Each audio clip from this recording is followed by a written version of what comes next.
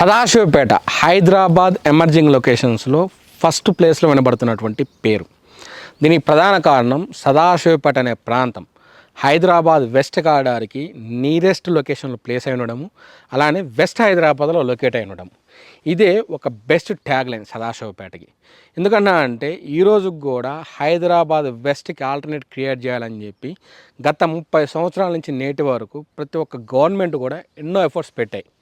రకరకాల పేర్లతోటి hardware park అని, fab city అని చెప్పి, లుక్ ఈస్ట్ ఐటీ పాలసీ అని, ఐటీఐఆర్ రీజియన్ అని చెప్పి, లేదంటే కనుక pharma city, present future city, ఇలా చెప్పుకుంటూ పోతే ఎన్నో రకాల పేర్లతోటి గత 30 సంవత్సరాలుగా వెస్ట్ హైదరాబాద్ లాంటి మరొక ప్రాంతాన్ని రీక్రియేట్ చేయాలి రెస్ట్ ఆఫ్ హైదరాబాద్ అని చెప్పి నార్త్, సౌత్, ఈస్ట్ అన్ని ప్రాంతాల్లో రకరకాల పాలసీస్ తోటి పొలిటీషియన్స్ ప్రమోట్ చేస్తున్నప్పటికీ రియాలిటీలో వెస్ట్ హైదరాబాద్ అయినటువంటి కనీసం 10% గ్రోత్ కూడా మిగతా ప్రాంతాల్లో జరగల.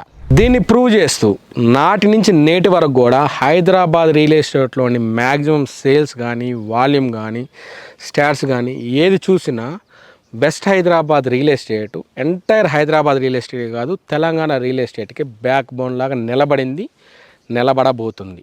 నేను ఇలా ఎందుకు అంటున్నానంటే వెస్ట్ హైదరాబాద్నే కాదు, ఎంటైర్ హైదరాబాద్ రియల్ ఎస్టేట్ని డ్రైవ్ చేస్తున్నది ఐటీ కారిడార్లోని ఐటీ ఎంప్లాయీస్.